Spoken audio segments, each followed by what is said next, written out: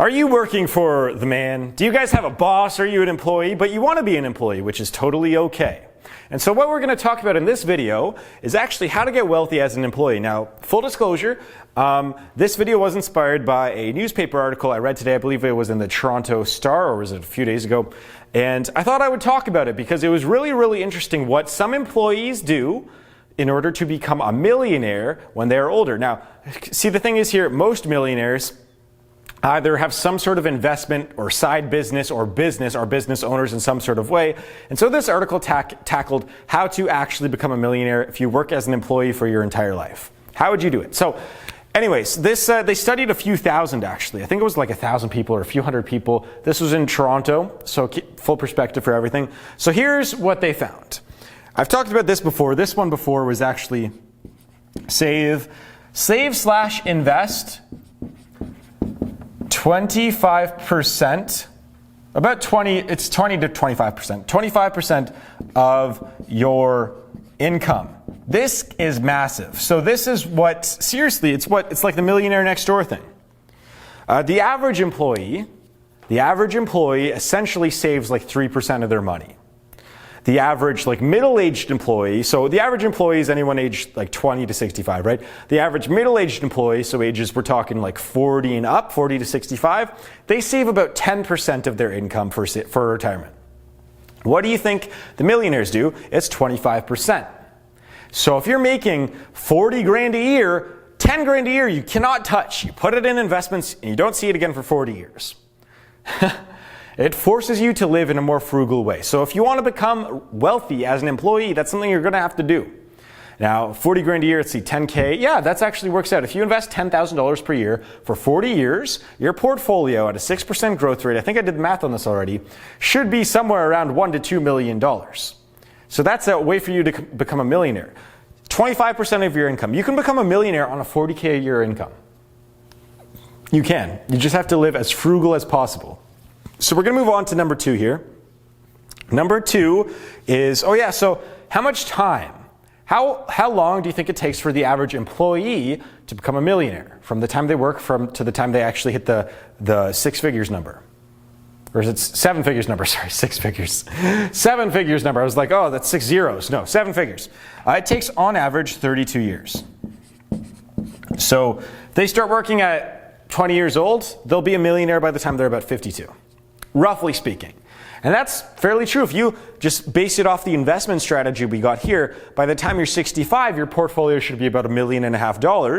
And so by the time you're 52, it should be somewhere around $1 million. Plus you have some assets too saved up. So that's some perspective for you. It's going to take a while. If you want to be an employee, you can become a millionaire working for the man. It's a lot less stressful from what I heard. You have a lot less creative control. Now, I was only an employee for like essentially 2 or 3 years. And so I know what it's like. It's a lot less stressful in terms of, you don't know in terms of knowing when your money, knowing where and when and your money's coming in, knowing when your paycheck's coming in and how much it's going to be. If you're running your own business, you don't know. You take the profits at the end of the month. That's all it is. And so it's a lot less stressful when you know that your next paycheck's coming in here. We're going to move on to number 3. Which is, excuse me one second here. So where do you invest it in? So you invest all of this in stocks/real estate. And most of them do it on their own, by the way. Most of the millionaires who are employees invest the money on their own. They don't put it in the 401k. Sure, they put a little bit in there, a little bit in their savings plan, but most of it they do on their own. Actually, there was one stat here, I guess I should say this is about, I think in this article specifically, it showed that it was somewhere between 25 and 33% of millionaires are employees. Oh, and I spelled that wrong. Employees, which is quite interesting. I actually thought that number was going to be lower, but still, the vast majority of people who are millionaires have their own company. So if you want to become a millionaire, that is something I'm trying to drill that into you guys. You're so young right now. This is the perfect opportunity between the ages of 18 and 34. That's when you need to start doing this stuff, the building your own business. However, if this is your lifestyle, that's completely fine, man. completely cool. As long as you're doing this and you are happy and you're doing all that, that's cool. You're going to be able to live a good life. You may not be able to live your dream life unless you're a corporate CEO, executive. In that case, you're usually considered a business owner because you probably own shares in the company. But yeah, in order to live your dream life, odds are you're going to have to start your own business, but you'll be completely fine like this if you invest like this properly here. So another thing that they found was, let's see here. They pick up, oh yeah, so I guess the other thing too here I just mentioned, they usually pick up stock options. In their company, whatever company they work for, they pick up stock options, which is a problem. I was actually talking about this with my girlfriend recently. I've talked about her in the last few videos actually, is that so if she had invested $1,000 in her stock options when she had started working there, we're only talking about 2 years in, they've probably doubled at least. At least. The company has grown to degrees that no one's ever seen before. And the company would be willing to buy back those shares if they really wanted to. I think that's how this company does it. I know each one, it's company by company basis, it's a little bit different, but still. So that's something you guys need to look into. Whatever company you are working for, unless it's a company that's tanking, you're going to want some sort of stock options because they tend to grow pretty fast. You get an inside track on private companies most of the time. So that's why I've told the story before. So they're a chef. There was a story of the chef, okay? He was employee number 47 at a tech company, or like 57 or 67. He decided to put in, it was like 20 grand or 30 grand at the company. So the company's only been around for like a year or two at this point. And so he put in, tens of thousands of dollars, and then he put in a few, like tens of thousands more, a few $1,000s more. And so he worked there for like 10 years. Or was it 5 or 6 or 7? I don't know. It was around 10 years, around a decade. And then the company went public, and his shares were worth millions of dollars because that company was Google. The employee number like 47 at Google became essentially multimillionaire, and he was a chef. So that's why, especially if you're working at a startup company, get your stock options. Because when you sell those, they could be worth a lot of money. Sure, they could be worth zero. But if you believe in the company, it's worth looking into. Plus, it also makes you feel like you have some equity in the company. So it makes you work a little bit harder and makes you want the company to succeed more than if you were to just get a paycheck. Like your stock options, your money has some equity in the company.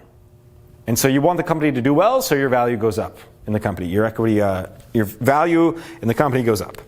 Anyways, we're going to move on here. So what else did they do? They picked up commissions. Hopefully I spelled this right. I'm terrible with spelling these days.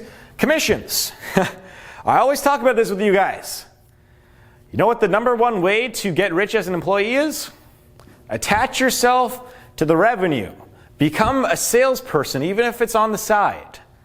Go up to your company and say, hey, can I pick up a commission if I were to get sales for XYZ? They're going to say yes. If they still make profits, they're going to say yes.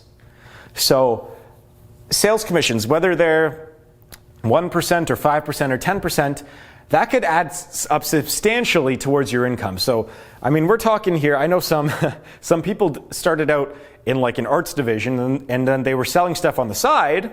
And then they're like, hey, I'm making much more money selling than I am at the art stuff. Why don't I just become a full-time salesperson for the company? Then they end up making hundreds of thousands of dollars doing that versus 50K as an art person. So attach yourself to the revenue. That can really help you guys out here. On average, they work 51 hours a week. So the average full-time employee, full-time, works about 41 to 44 hours a week. Roughly around there. The average millionaire employee works about 51 hours per week. So doing the quick math on that, that's about 9 hours? That's about 10 hours a day. Yeah, it's about 10 hours a day. Roughly 10 hours a day. So 10 hours a day for 5 days. Or whatever that averages out to for 7 days a week. So are you guys willing to spend 10 hours at the office every day? That is something that they found is needed if you want to become wealthy as an employee. For whatever reason, they work a lot more hours, whether they're productive or not, they usually are. Whether they're productive or not, they're there 10 hours when the average person's there about 8 to 8.5 hours a day. And this is like I always talk about this. So for an entrepreneur, I mean, that number, those are rookie numbers. What's the Matthew McConaughey?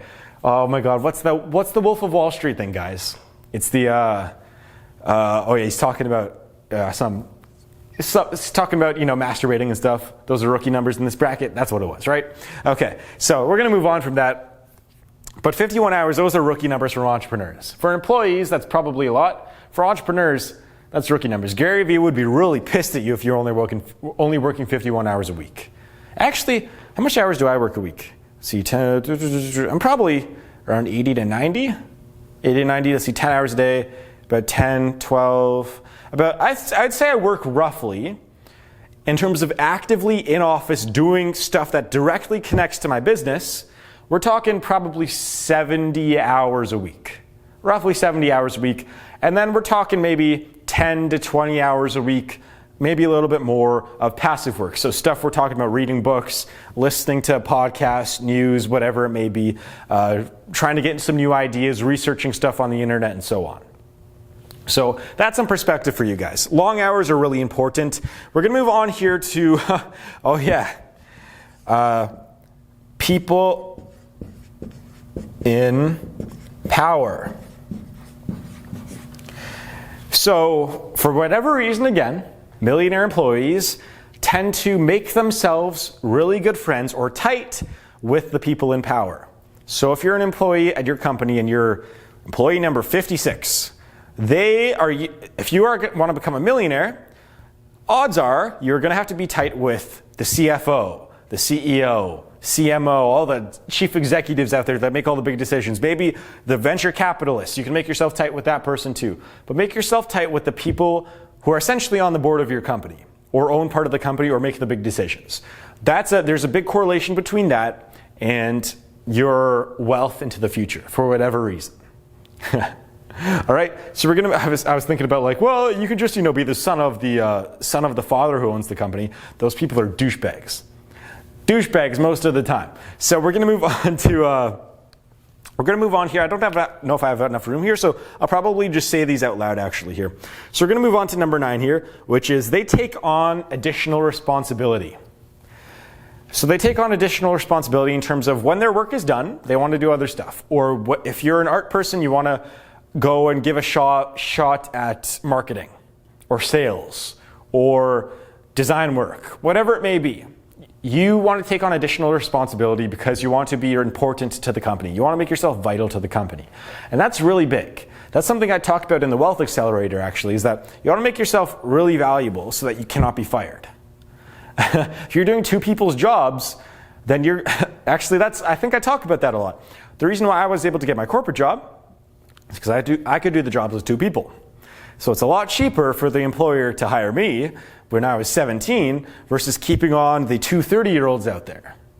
So if you want to make yourself really important and valuable to a company, that's a really good thing. Take on additional responsibility. We're going to move on here to, let's see, I have 2 more things I want to talk about.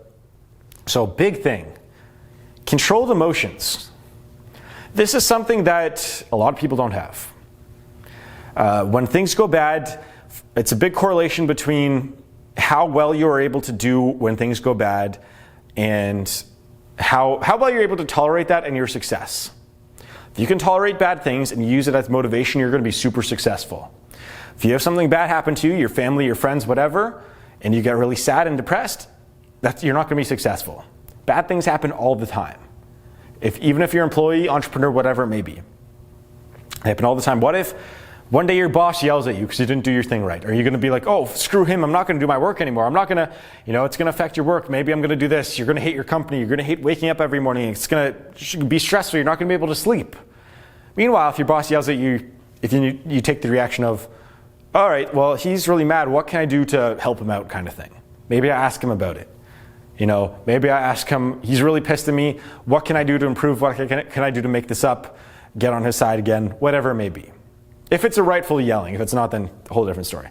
But something like that. And even when good things happen, like a raise, if you get a $4,000 a year raise, don't go out and spend $4,000. Save it up. Live the same lifestyle. $4,000 ain't that much. If you get a $30K a year raise, okay, Okay, maybe put 10K towards lifestyle stuff, maybe 10K towards lifestyle, but the rest away.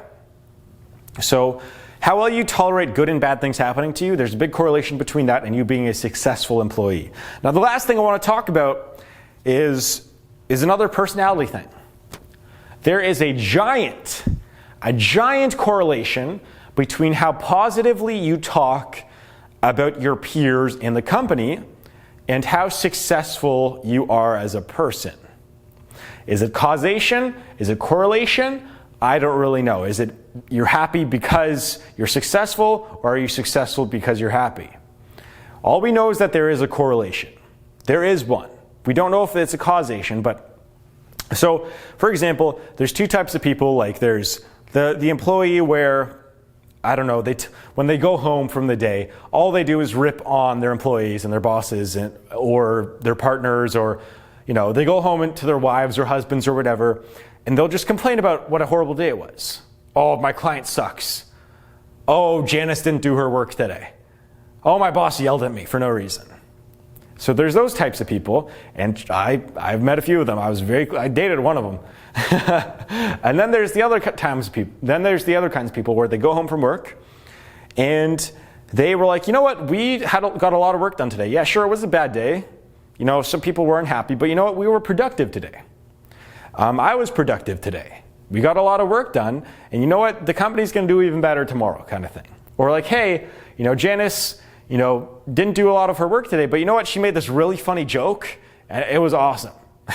Or something like that. They talk a lot more positively about their company, their employees, their friends, their family. And so this is it's not a law of attraction thing, but it's kind of known that happiness is tied in to success in a way. Usually people who are happier, more confident, feel like they have more control over their lives, they end up being the ones that are more successful, especially the last part there. Knowing that you have full control over your life, that could be the difference between you being successful and not. Now that's more of an entrepreneurship path, so we'll probably stop talking here. But if you know that you have full control over your life and know that things are better than you probably think they are, then you're probably going to be successful into the future. So that's going to wrap this video up. What do you guys think about all this? Do you guys agree with all this? With this study of a few hundred millionaire employees? Do you guys do this stuff? And what do you guys do here? Do you guys save that? This is a big one here. Do you guys save this? Probably not if you're young. 32 years. Are you guys okay with waiting 32 years to become a millionaire? I'm not. I want 4 years. I have 3 years left. 3 years? No. What was my goal? It was making 400K by the time I'm 26, right? Or was it millionaire by 26? Those should be hand in hand though, right? If you're making 400K a year at 26, you should be a millionaire by 26. Somewhere around there. So what do you guys think of all this? Are you guys doing any of these things, and how could you improve on it? How could you improve your work life to kind of match up with a lot of these things? Leave a comment down below. So if you like this, you're going to like my Wealth Accelerator program. Check that out in the link below. And my stock market program, I've been updating that every week. I've been uploading at least one video on there, 1 or 2 videos about some background stuff on my stocks and YouTube stuff and online marketing stuff. So check that out. You're all very beautiful people, and I'll see you guys in the next video. That was weird.